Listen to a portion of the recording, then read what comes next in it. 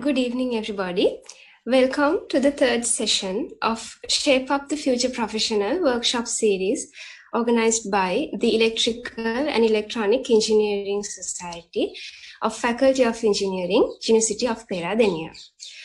For today's session, we have organized a talk about how to become a good researcher and what are the things that you need to improve yourself in order to become a good researcher. From this session, you will be able to know about research process, publications, impact of research, and many other things that you need to know in order to become a good researcher in the scientific community.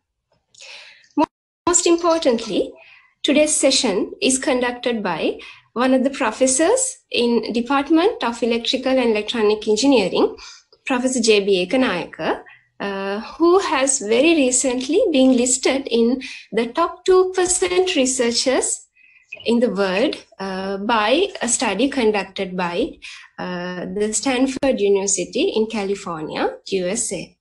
So, dear participants, make sure you get the best out of today's session by actively listening to the speaker and also by asking questions at the end of the session.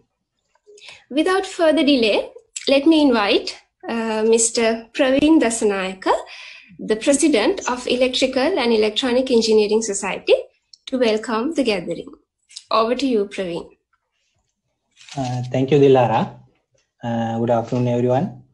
I would like to take this opportunity to welcome you all to this event and to explain our intentions. So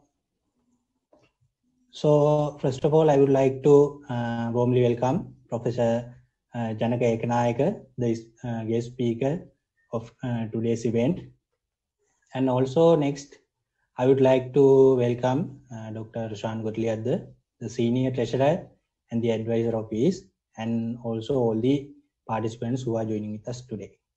So as students, we face many difficulties when starting and also when carrying out researches. So as Dilara mentioned, the intentions of today's webinar is to give you an understanding on the research process, how to do the publications and the impact of your research. So hope you get the maximum out of today's session and also apply them in your own researches. Thank you. Dilara. Thank you, Praveen. Now to start the session, I cordially invite Professor J.B. Ekanayaka. Thank you, Dilhara and Praveen, for nice introduction. Of course, I will switch off my video in a minute, just when I start doing the presentation. As Dilhara mentioned, the topic that I'm going to discuss today is how to be a good researcher. So I'm sure you don't want to look at me. You rather would like to look at my slides. So let me switch off my video.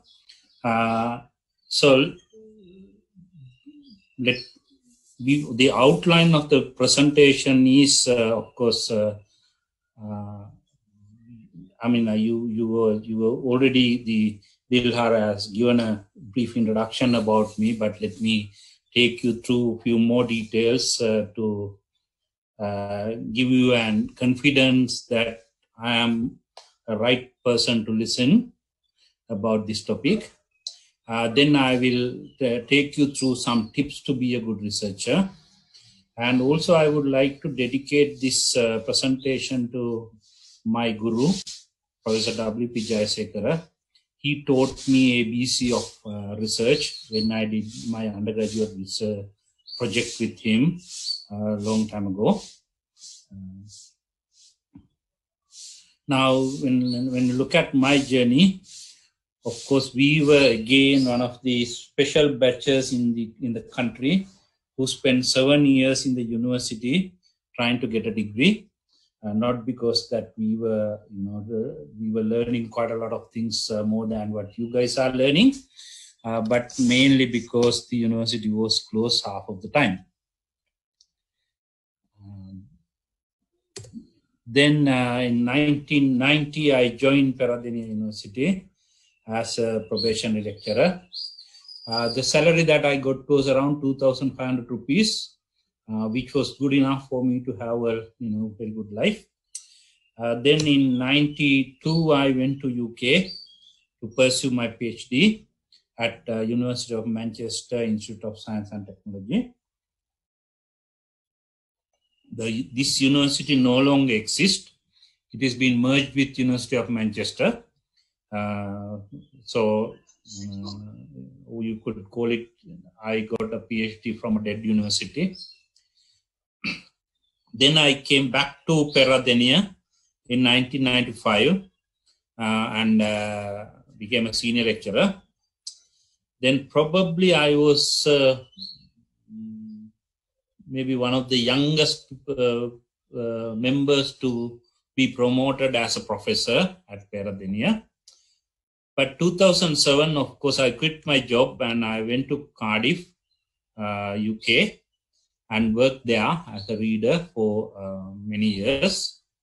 In 2013, I returned to Peradeniya and applied for the chair position in Electrical and Electronic Department, and where I am right now. While I'm here, I got few milestones. I became a fellow of IET UK. I became fellow of IESL, and more importantly, I became fellow of IEEE USA. As you just learned that I'm now listed under top 2% scientist. It's based on a Scopus database. And I was offered the most outstanding senior researcher by the CVCD, which is the Committee of Vice Chancellors, in 2018. Got NSF Research Award for Science Excellence in 2018. Many President's Award for Scientific Publications, and few places for Vidulka. Now, of course, I must tell that all these achievements are not that I was spending my, the time doing research, that everything came due to the hard work by my students. Okay, now let's look at some tips to be a good researcher. The first step is you must be systematic when you do research. I could remember when I went to UMIST to start my PhD, I was sitting with this great British professor who was explaining to me what I should do.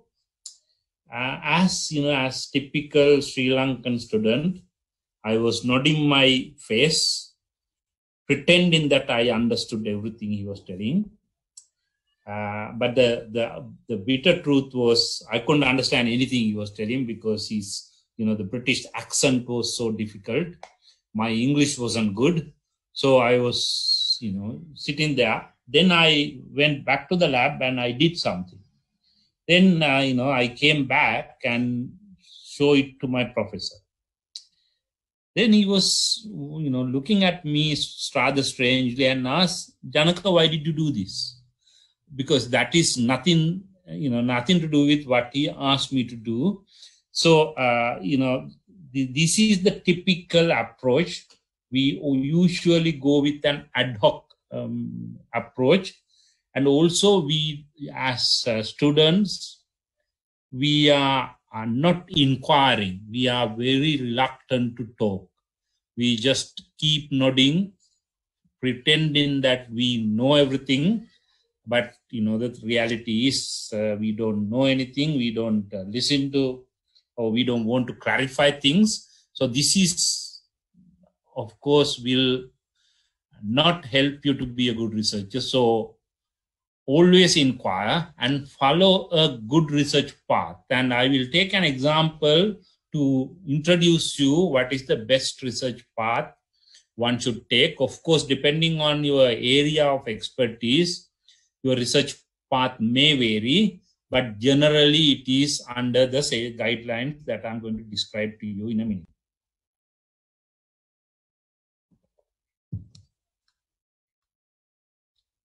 So the research will always start with an idea. If you are a good researcher, when you walk around, when you see something, you come up with an idea, and then you convert that idea into a research question or problem. Then you look around and see, am I going to reinvent the wheel? Whether people have done similar work.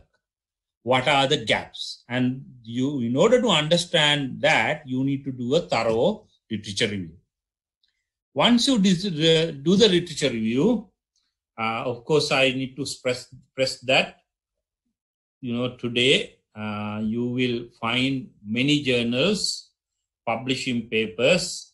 Though when I was a student, there were few journals, but today, of course, if you have money, even you can publish in one of those vanity journals. So be careful to select good journal papers when you are reviewing.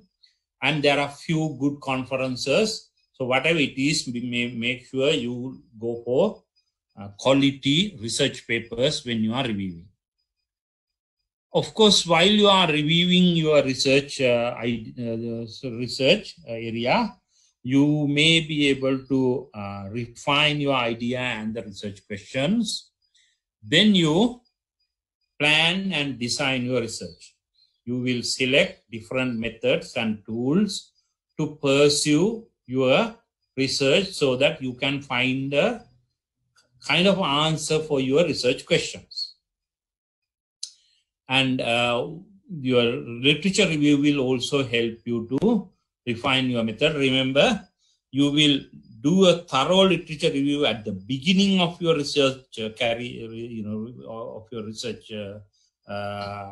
cycle, but you will keep on updating yourself on that area while you are working on the research. So you will be able to refine your methods and tools as you go along your research path. Then you generate results, and finally you interpret results and draw conclusions. So this is the process. Let me take an example for you to highlight this process a bit more carefully. Now, if you could remember around 2015-16, the Sri Lankan government signed some agreements with Japanese as well as with Indian to put up some coal power plants in Sampur. Now, with that idea, the CEB was working at their long-term transmission development plan. And I'm talking about the long-term transmission development plan that CEB developed between 2015 and 2024. But remember, after a court order, the Sampur station was stopped. So this idea never came to reality. But I thought that this is something which is easy for me to take you through this research journey. So I selected this. So it's rather obsolete question, but the process is the same. So this is what you are seeing around you. The Sampur will be connected to New Habarana on one side, and I don't know what is this substation. This is a small load near Sampur. So basically, the main connection to the grid was planned through New Habarana substation. Now, one of the things the CEB came up with, a 4-zebra 95-kilometer line from Sampur to New Habarana, but CEB also decided to make a jump from 220 kV to 400 kV. So basically what you would see is very tall towers very tall towers, and in each phases you will have 4 conductors like that. The 4 conductors will be, will go through in each line. That is what we call 4 zebra. Now this was planned. So we were just thinking why CB wanted to jump from 220 kV to 400 kV. Remember, there are a lot of issues associated with this jump. The CB engineers were not trained to work at that kind of voltages. And when the voltage is high, they are more prone to lightning and we may have more issues. So it would have been better to stay with 220 kV. So we were trying to see whether we can stay with 220 kV transmission. What are the limitations for staying with 220 kV? And are there any techniques that we can use to mitigate these limitations? So this was our research question or problem based on the background that I just described. Then we did some literature review and we found that the series compensation, which is a well-known method and proven technology, which has been in commercial use since 1960, will be able to increase the power transmission capacity of a line, which also increase the steady state stability and also the dynamic stability in long AC power transmission corridors. So, so we were thinking, okay, why not try this technique, the series compensation? So giving you a little bit more information about series compensation based on our literature. Of course, I'm sure if you are a, can you make sure that the host disable the annotations, otherwise people will start annotating on these slides. But I don't know whether you can make me a host or co-host and disable the annotations. Otherwise, I can see that somebody is annotating. Okay, so basically, this equation I'm sure most of you have learned, and the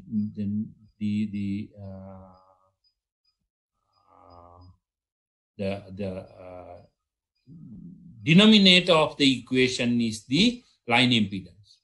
Now, if we can reduce the line impedance by some means, then we can increase the power transfer because it is in the denominator. So one easiest way is to connect a capacitor. Then our new equation will be this one, and you can see that the denominator has now reduced. So your power transfer will increase. So with the given voltage, you can do that. And this is a series compensator already in use. There are a lot of them in operation in Brazil, where they have very long lines. And what you get in a series compensator, a capacitor and a variable inductor. So you can get variable capacitance by having these two. We call this thyristor controlled series compensation. So basically by varying that thyristor pair, you can change the inductance. So the parallel combination will eventually change the capacitor. So you can change the series compensation level with respect to the line impedance. And by doing that, you can increase the power transfer. So that was the literature, what literature gave us. Then we refined our research question. We say, can series compensation achieve the power level anticipated in Sampuru-Newhaburn line? If yes, what should be the optimum compensation level? And how do you compare the series compensation compensated 220 kV line with a 400 kV line in terms of economics as well as in terms of technical performance. Now, so we worked on the methodology, which is we thought, okay, we'll do some desk studies about line loadability and voltage collapse of 3 options: 220 kV transmission line, 220 kV transmission line with series compensation, and 400 kV transmission line. Upon doing that, once we realize that we can increase the line loadability by series compensation, then we will develop the load flow model and validate it. And we will do load flow studies without and with series compensation for both 220 kV line and without compensation for 400 kV. And similarly, we decided to do economic studies. So this was our methodology. So this is what desk studies shows. So we consider 3 lines: 1 zebra, 2 zebra, and 4 zebra, and this is the line loadability for a 220 kV line. And using the 4 zebra, which was just enough to achieve our power levels, we run the P versus voltage curves using some analytical tools, and we found that the 4 zebra will start collapsing as the branch power goes down, whereas the 2 zebra 400 kV can sustain the voltage above 1 per unit, even up to 900 megawatt. So this study shows that, of course, 4 zebra 220 kV is not good enough because the voltages will collapse soon, whereas the 2 zebra 400 kV is okay. Then we work with different compensation levels. As here the XC over XL as a percentage, and you can see that as we increase the percentage of compensation, the amount of power that the branch can take without reducing the voltage or too much will be increasing. So it gives us an assurance. Okay, the compensation can be help us to work with 220 kV. Then we did some simulation studies with different options that we worked on, used the PSSC simulation software, and worked out economic studies, and finally came up with our conclusion. Basically, our conclusion was 400. There's no choice. We have to go with 400 kV option, because even if we do the 220 kV with series compensation, you can get the power level that we want. However, economically, it's not viable. So you can see that the steps that we have followed, and it's very important that when you are doing a research, you follow these steps. Otherwise, your research will not go anywhere, which means the output of your research will also not go anywhere. So this process, of course, as I told you, this process may change depending on the type of research you do, but it's generally aligned with the cycle I described to you at the beginning of this example. Then the next important tip is you need to be timely. Of course, this COVID-19 has created us a different set of questions which we never thought of. We know that our transport sector, especially in Sri Lanka, more than 99.9% depending on imported fossil fuels. But during the Corona crisis, we haven't got any foreign currency, and if there were lack of foreign currency to purchase imported oil, then our transport sector will be in real danger. So then, one can think, okay, why not use electric vehicles and use solar photovoltaic to charge them, which then, of course, electric vehicle right now, even though we are depending on both electric vehicles and PV, right now we are depending on foreign imports. We know that both can be locally produced. So, you are looking at something which is more current, and we worked on different options for this kind of transport energy sector to enhance its security. Now, currently what we do is we charge our electric vehicles, you connect into the national grid, and any solar PV panel connected to the grid will be inverted to AC and feeding into electric vehicle. But you can very clearly see here there is a DC to AC conversion, and at the electric vehicle there is a AC to DC conversion. So each of these conversion will be incurring losses. Now you know that if you have dollars, if you change dollars into pounds, you will lose. If you change pound into rupees, you will lose. So every time you do a conversion, you are going to lose. So we came up with what we call a DC microgrid for vehicle charging, where you can see that the electric vehicle is directly connected to a DC line, and your solar photovoltaic system also connected to that DC bus bar. There you don't use AC conversion at all. So that's kind of a timely research. Then next tip is you must publish regularly, because that is the way people will, at least the scientific community will come to know that you do research.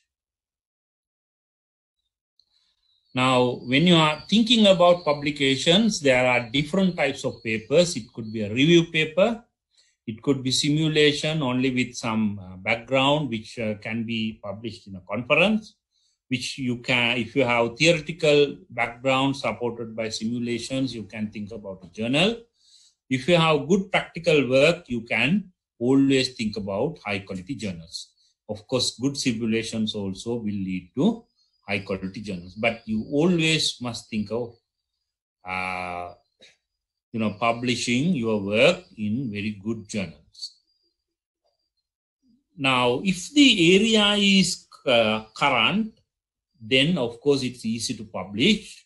If you can relate your work to COVID-19, many journals are looking for papers in that direction. So there is a higher chance that you can publish. So, academics are basically read, write, rinse, and repeat. That is our research cycle. So, when you are thinking about the journal paper, never write. First, put a skeleton together. The skeleton will basically start with the answer to the first question. Is there any novelty in what we have done? Now, remember, I'm talking about a good journal paper, not a conference paper. Then the value we are looking at, does our work contribute to advance the state of the art in the field that we are researching, and how? Is our work different from competitors, and how? What are our unique selling points? And then once you come up, when you realize that yes, you can answer to these questions, then you define the structure of the paper, start populating sections, then do break down a section in paragraphs, and always think about your audience. Don't write, some people are using, it could be a general journal like Nature. And if you are writing a paper to Nature, you should not have too many technical jargon. because the audience can't understand. And we must, our paper must meet 4 criteria. The content of the paper must match the scope of the journal. The quality of the paper must be sufficiently high. The paper must present an novel result, and the results must be significant enough to be worth reading. Now, if sometimes people send papers and the paper is rejected by the editor straight away. The reason could be article may not be within the scope of the journal. So you need to make sure that you send the paper to the right journal. An article does not match what the journal usually publish. Now, it could, if you are sending a review paper to a journal which never published review papers, they will reject it. The article should follow the guidelines. So very carefully read the guidelines of the journal. Remember, some journals use Harvard system for referencing. Some journals use number systems. So you need to be very carefully go through the guidelines by that particular journal before you formatting your journal paper. And if you're writing the grammar and there are a lot of typos and the figures are not clear enough, then of course the editor will reject the paper. There could be problems with references. Remember, the references are a very important part of your paper. And more importantly, don't copy things from others. So you can see that I have copied this list from Hindwa stock, publication, and I make sure to acknowledge them. If you are copying something from another journal and if you are going to use it as it is, always use quotation marks. If you are changing it and using it, then that's fine, but you must refer to that particular source. And then, once if the paper is good enough, then it will go into the review cycle. So you submit the paper and the editor will decide whether to reject the paper or accept it for further processing. So remember, he will reject it straight away if one of these are not met. Then he will assign reviewers, and the reviewers will suggest changes to you, and then the editor will decide and notify the author whether it's accept with some revisions or reject. If it's accept some revisions, then you need to prepare your revise and manuscript and resubmit, and so on. This process will continue until they finally accept the paper.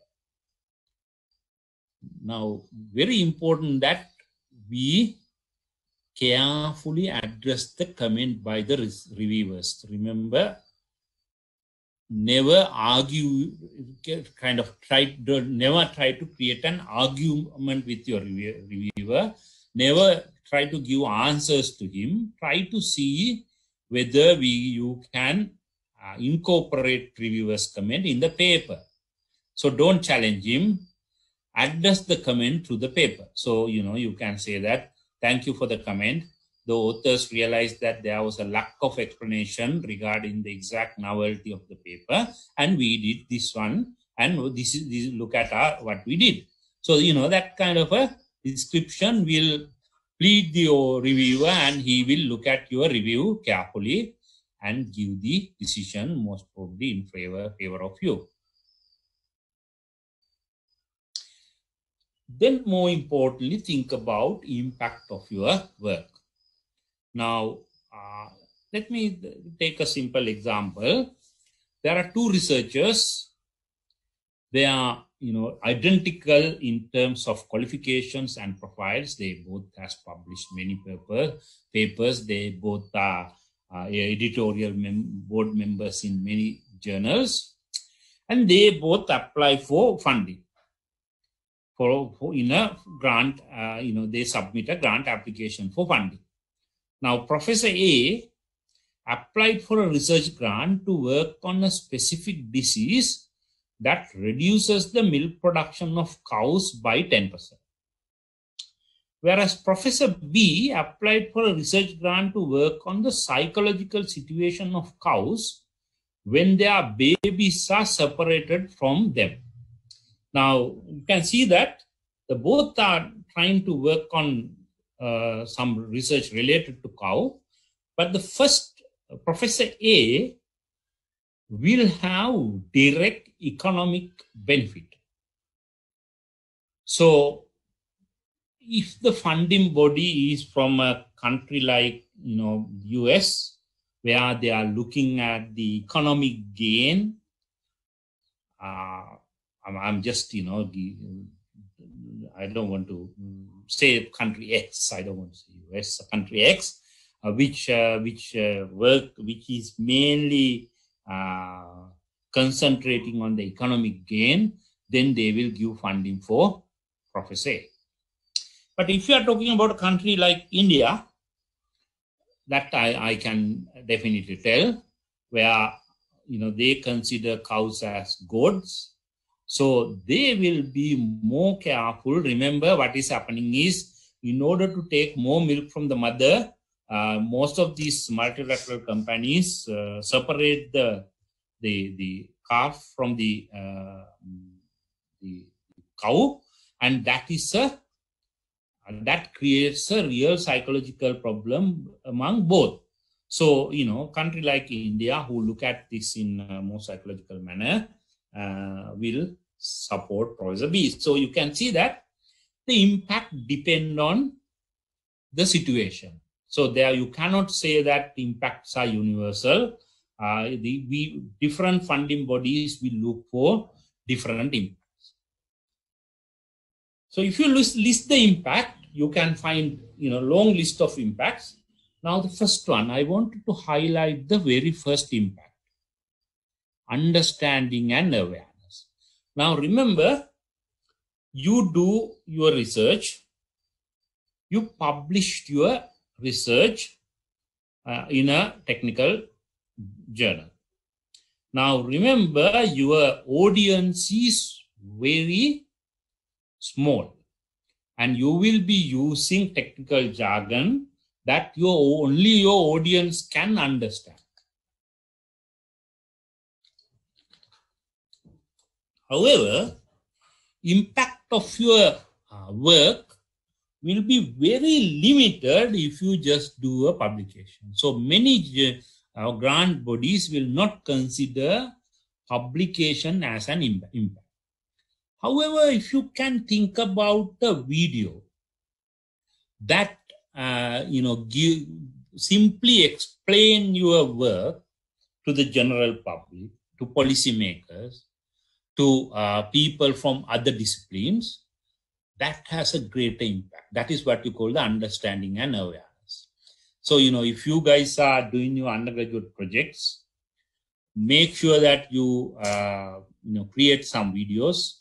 And if you can, put them on a channel, Facebook channel or somewhere, even though you think that, this may not have greater impact, remember, the number of people who are watching Facebook is maybe 100,000 times more than the people who are reading IEEE transactions of power systems.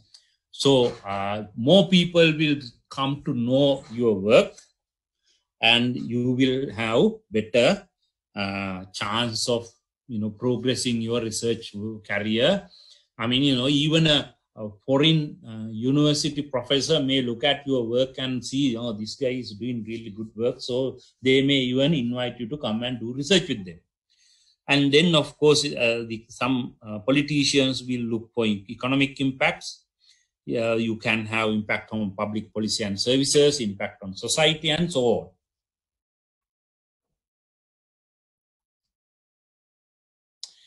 For example, my research student who just completed his MPhil did a great piece of work. He created so-called DC microgrid. He did, all the simulations, all the analytical work, all the practical setting up, and everything was done. For me, it was a perfect job. Maybe the only student who did that amount of work during my MPhil. But then we went and published this to our funder, which was the Sri Lanka Sustainable Energy Authority. For example, my research student who just completed his MPhil did a great piece of work. He created so-called DC microgrid. He did, all the simulations, all the analytical work, all the practical setting up, and everything was done. For me, it was a perfect job. Maybe the only student who did that amount of work during my MPhil. But then we went and published this to our funder, which was the Sri Lanka Sustainable Energy Authority. They couldn't understand why the hell you did it. Then we realized that we are talking to them in wrong language. Then we extend our work. We did some load survey in many commercial institutes, and we found that in a bank, the majority of loads are inherently DC loads. Now, in commercial entities, what you have is you have lights, you have air conditioning and office appliances such as and also other office appliances and any other appliances. So, and you can see that any other appliance is only 10%. So remember the lights, even though we have CFL lamps, now everything is replaced by LED lamps. And LED lamp, even though they are connected to a AC system, inside it is DC driven. So you should be able to drive them directly using DC. Air conditioner, modern air conditioners are inverter driven, and inverter has a DC link in between, so you can drive them directly from DC. And office appliances such as the computers, printers, monitors, everything is DC driven. So why do we want to convert AC into DC when we wanted to use them? So we showed that if you directly use your DC, your solar, your batteries, your supercapacitors, directly with the DC driven loads, the banks and other commercial entities, we did a breakdown for different entities, can reduce the energy by 25%. Now that they really liked, and they basically accepted our work. So you can see that if you highlight your work in the right direction, then that has higher impacts.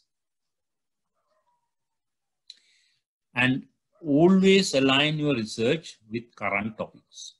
Don't do the old research that you started. Keep on working on it. For example, I started my work. Sorry, my animations are not correct. I started my work on renewable energy. Of course, I didn't start with the renewable energy. I did start with power electronics, but that drive me to work on renewable energy because my power electronic gadget is in fact here. This is a wind farm that I very first involved in. It's called Rejsvede in Denmark, and that was put into the wind farm. So from there, I get into the renewable energy. Then I was looking at the grid integration options for different renewable energy sizes, and we did quite a lot of work on grid integration, the grid codes, and so on. Even tomorrow, I'm supposed to give a presentation exactly the same time to the many people from utilities in Bangladesh, talking about the grid integration of renewables. Then from there, I went into smart grid. And we started working on smart grid, and from there we look at AI kind of applications of smart grid, and that end up us, me, Dr. Godliadda, Dr. Vijitha Herath, and Dr. Parakrama Ekanayake to get into a completely new but very important area, which is this COVID research. So we formed the COVID research group, and we are doing great. We have started some good jobs. We got some good funding. We are right now trying to acquire those funds. So I invite you to look, go into this page and look at our work, because that is how we are going to create a bigger impact of our current work. And you can see that how we have now this. Remember, we are not looking at specific medical problems related to COVID, but our contributions are again AI applications. So even though in this website you will find many other things, our research is mainly on AI applications for COVID related research.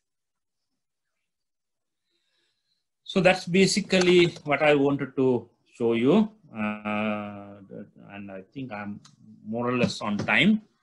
And this I wanted to remind you, the Walla had this beautiful Roborosia tree, which is no longer exists, but that's great memories of Peradeniya.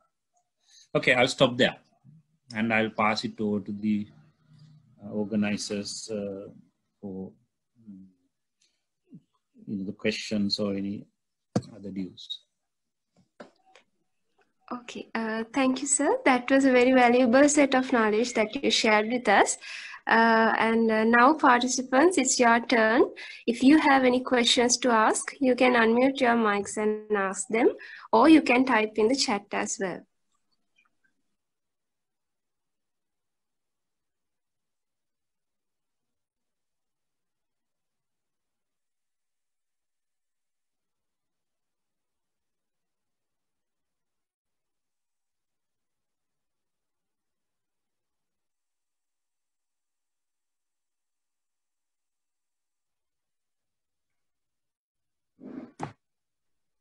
Hello, am I audible? Hello. Sir, I wanted to ask if we are interested in joining a research work during our undergraduate time. Yeah. Is it good to come up with a solution to an issue by our own, or first is it good if we can get along with some lecturers in the faculty and contribute to whatever they are currently doing in the faculty? Okay, just give me 1 second. There's a strange call which. Sorry, that was an important call, I thought. Okay. I mean, if you come up with something by your own, and like the research is something evolving, I think you are kind of mixing innovations and research. Is that if I try to break your question or look at the question in a different way? If it is innovation, of course, you can have your own idea and incubate it. If it is a research project, it's always better to join a group. Remember, as a single person, it's very hard to do research. It's always better to do research with a group, because everybody in the group feeding in different directions to your research, that is easy for you to get better impacts from your research. So, but yes, if it is an innovation, you can pursue by yourself, because innovations can be in different levels. They can be very hard innovations, so it can be very simple innovations. For example, it could be a simple software package which does something, and there you may not need support of a research group. So for research, I think it's always better to work with a group. Can I pick these questions, or somebody is going to read them? There are questions coming on the chat box. You can answer them, sir. All right. There's a question that, can you explain the term self-plagiarism? Yeah, that is a very important, very good question. Now, there are researchers, like I know some researchers personally in areas like, for example, they look at areas like chemistry. You can come up with some, alloy, some magical alloy which can do something, using copper. Then you published a paper based on this copper thingy, but most of the stuff that you use for the paper can also be used if you change aluminium copper to aluminium. So if you are using your own work in your second paper, and if the overlap is too much, then many journals reject your paper, and that is what we call self-plagiarism. You are plagiarized from your own work. The second question is, what are the journals to publish research related to power sector? Of course, that's a question I can't answer. There are so many, and it depends on exactly what is your research, because certain journals are specialized in certain areas in power sector. So, like for example, we have IEEE transaction on power delivery. We have IEEE transaction of energy conversion.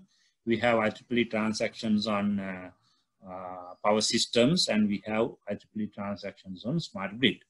Now, these four journals will, if you go to the journal page, they define their scope, and you need to pick from the scope. And I only told you the IEEE journals. There are IET journals, there are journals by Wiley, there are journals by Elsevier, there are journals by MD, this MIDI or something, I can't remember. That's there you have to pay a lot of money, but there are many places where you can publish. There's another question: as an undergraduate who are willing to do and research for the degree program, do we want to really come up with a new finding via our research, or just we can present what we observe through our research? Of course, don't assume that your research will always end up with something new. Sometimes what you may find is doing this may not be the good way to do it.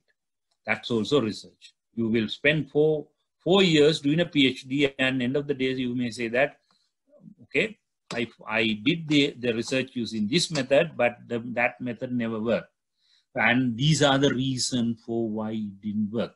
That is again research. So don't always expect an outcome from research.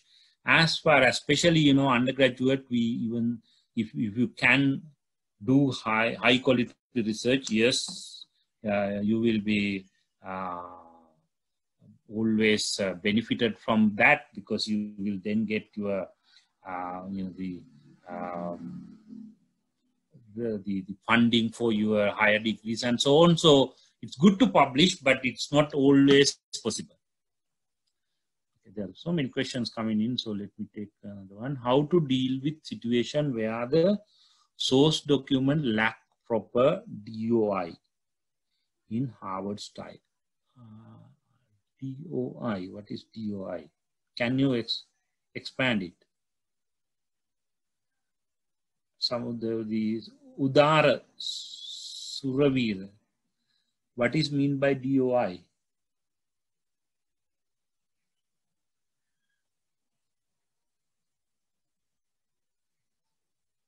Okay.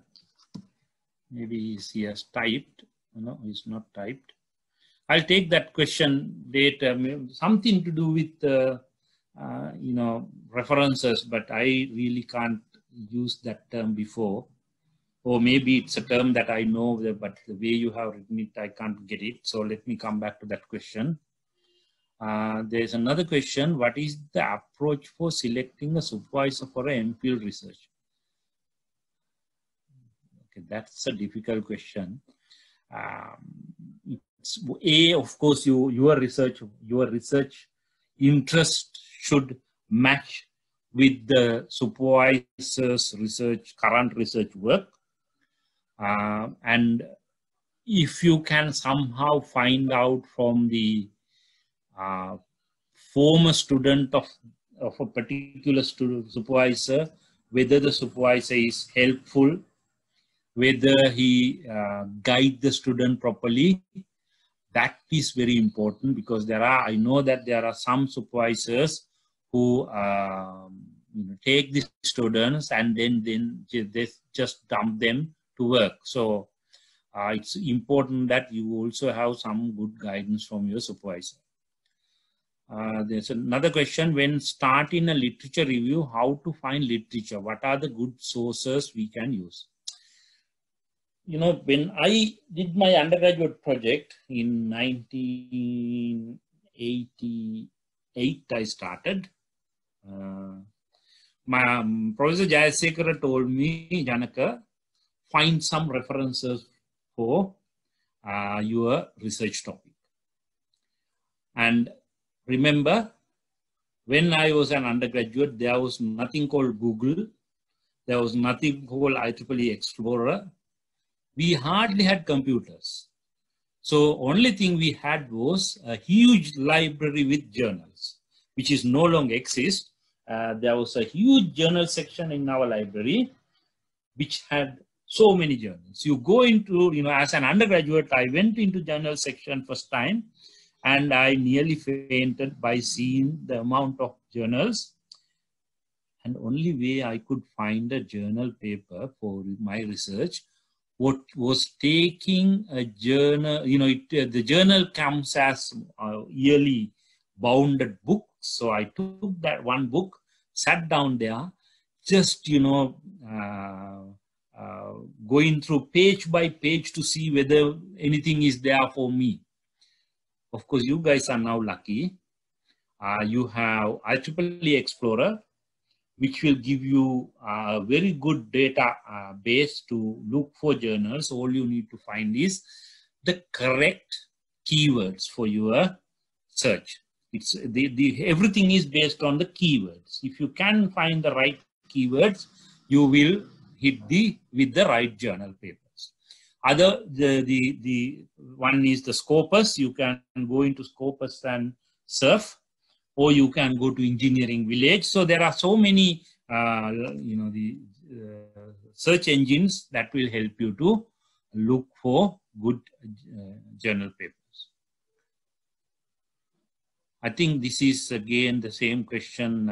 Probably he's now proper DOI is expanded, author, publish, etc. Of course, if it is not there, it's first place. Journals will reject your paper, but if for some reason a cheap journal has accepted it, you need to try in Google, type in part of it and see whether you can somehow luckily match that. So otherwise, there's no other way. Then there's another question from Janit. If we are interested in doing research on a topic that has not been studied before, what are the initial approaches? Is it good to start the initial literature review by our own, or should find a supervisor before that? I mean, I'm a little confused because for me, you will hardly find a topic which has not been done before. I could remember when I was at Cardiff, there was this Indian student who came to me and said, sir, I mean, only Indians go in the people from Indian subcontinent use the word sir when you are in the UK. If he's a British student, he will come and say Janaka. But this guy said, sir, I wanted to sit somewhere and think. And when I think that my light should go off, the light should go off. And of course, that is, of course, brand new research topic. But it is also, for me, it's an impossible topic. So the brand new research topic could be either brilliant or could be stupid. So it's always, you need to be very careful to figure out whether it is a stupid question or a brilliant question. And I wouldn't, put my finger as an undergraduate to figure out that. I would always go for some experienced supervisor and start working with him. Then another question is how to distinguish good research paper from relatively not good paper. What is the criteria? Okay, it's again a hard question. Now, if you look at research papers coming from China, they have a lot of mathematics. If you look for research papers coming from India, those are very long papers. If you look for some research papers coming from Western world, they have kind of a balance. Now, the best way to find the research paper is look for the key names in your area and search papers published by those key people. If you can find some papers from them, I'm sure those people will not let anybody to publish anything. They usually scrutinize the papers carefully before allowing somebody to publish. So that is probably the best criteria. And, like some of the papers are very hard to read, then don't bother at the very beginning because you will get bored by reading that paper. So you will kind of miss the reading 5 papers within that time. So it's always good to find good few papers and start reading them, which will arouse your interest for the topic rather than suppress your interest. So basically those are the questions which came on chat. So over to you, Dilhar. Okay, thank you, sir. Are there any questions that you need to ask participants? There's one more question. Let me very quickly. What if a research idea contains a part that is not main area of the student? Example, MPhil electrical student to study about robots. There he needs the knowledge of mechanical design. Sometimes it may be a problem. How do we solve this kind of situation? I mean, this is the entire the philosophy behind the degree offered by University of Peradeniya. From very beginning, we decided that our engineering degrees will cover multidisciplinary areas. I could very well remember when I was at Cardiff, we had a project. We wanted to look at heat, gas, and electricity networks. So to do that research, you need a guy who knows Bernoulli's, what do you call it? These fluid equations. Sorry, I forget it. And who knows the first and second and third law of thermodynamics. Then who knows electrical engineering. And my colleagues were looking for somebody. I said, you can't find anybody. You have to get somebody from Peradeniya. So we got a student from Peradeniya who had a major in mechanical engineering from Peradeniya, went and did a MSc at KTH Sweden, and he had some energy related courses as well as electrical engineering related courses. So this guy has done really well at MSc program, even with his secondary electrical knowledge. He has done really well. So we decided to go with him. And of course, he is now a lecturer at same university because he did so well. So we decided to recruit him. So if you have a degree from Peradeniya, I can guarantee you that you will not come across this problem.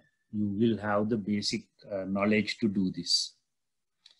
I think probably we will wind up because I need to go. Over to you.